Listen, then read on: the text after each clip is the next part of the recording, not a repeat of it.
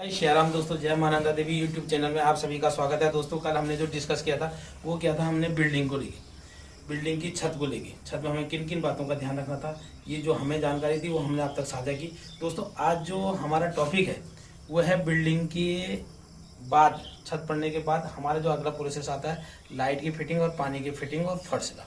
आज इन तीनों बारे में हम आपसे डिस्कस करेंगे जहाँ तक पॉसिबल हो सके।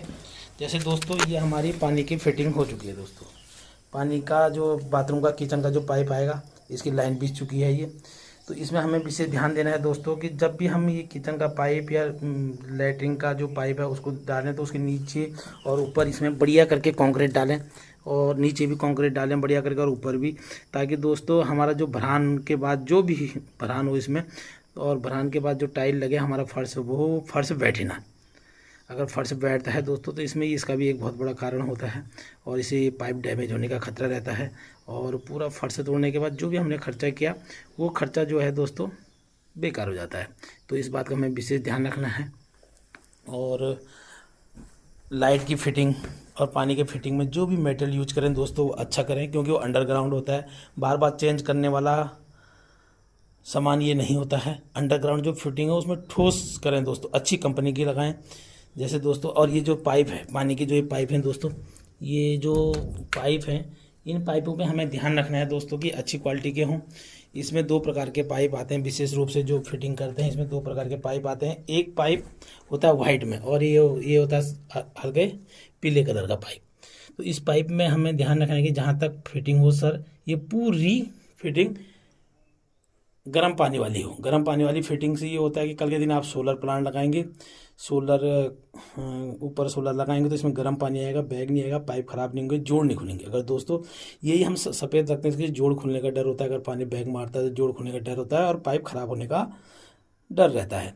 और इसमें जो मेन चीज़ ध्यान देने वाली है दोस्तों, इसके जोड़, ये जो हमारा जोड़ है दोस्तों, ये जोड़ में हमें विशेष ध्यान देना है।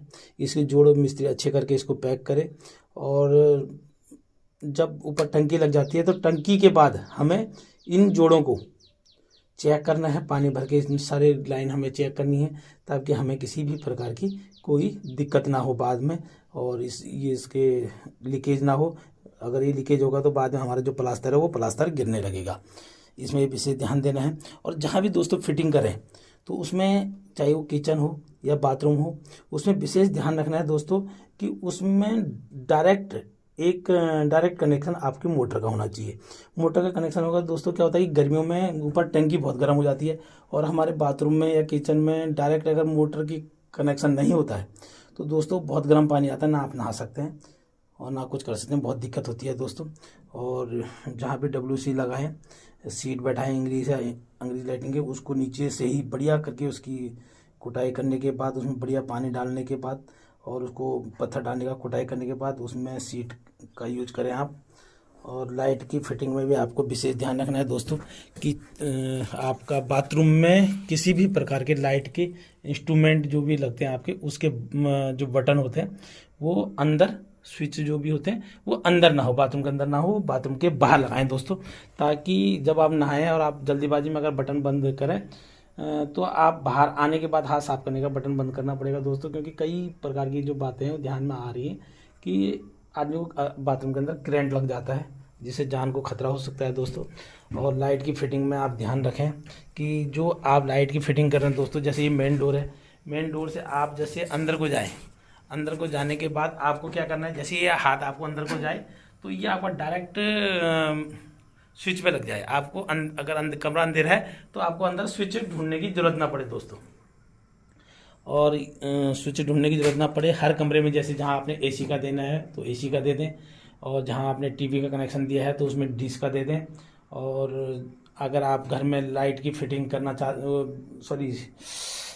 आप घर पे CCTV कैमरे की फिटिंग करते हैं उसका भी एक पाइप डाल दें।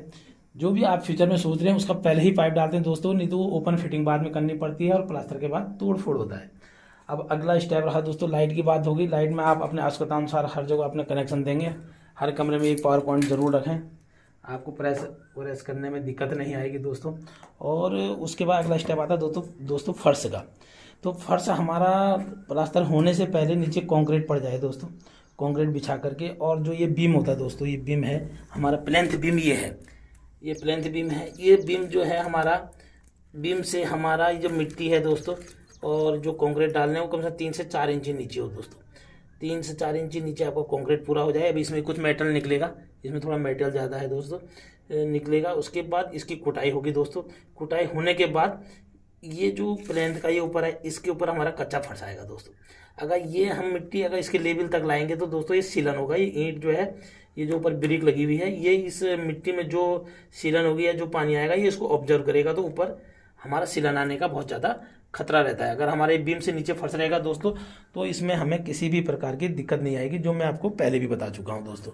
और एसी का कनेक्शन जहां पे आपको लगाना है दोस्तों, वहां पे लगभग 2.5 इंच का एक छेद पहले ही छोड़ दें प्लास्टर से पहले, और प्लास्टर में उस छेद को पैक कर दें बढ़िया करके, और उस छेद को परमानेंट रखें दोस्तों। जब भी आप एसी लगाएं तो बाद में आपको उसको तोड़ फोड़ नहीं करनी पड़ेगी। एसी आप आजकल आदमी छोटी जगह लेता है तो साइड में जगह नहीं छोटी रहती है, तो जहां आपका ओटीएस होता है वहीं पॉसिबल हो सके तो उसी दीवार पे आप एसी का कनेक्शन करें, ताकि आपका पाइप भी लंबा नहीं जाएगा और बाद में आपको दिक्कत नहीं होगी। मकान दोस्तों लाइफ में आदमी एक बार बनाता है, उसको सभी चीज़ों की जानकारी नहीं हो पाती है, और जानकारी नहीं होती है तो दोस्तों क्या होता है, उसे फ्यूचर में इस प्रकार की बहुत सारी दिक्कतों का सामना करना पड़ता है दोस्तों।